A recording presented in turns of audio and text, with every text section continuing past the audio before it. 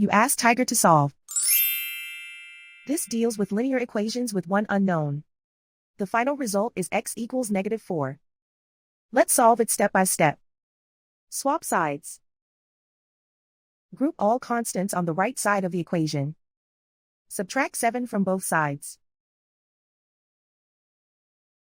Group like terms. Simplify the arithmetic.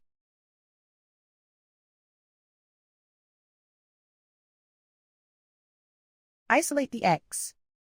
Divide both sides by -9. Cancel out the negatives. Simplify the fraction. Move the negative sign from the denominator to the numerator.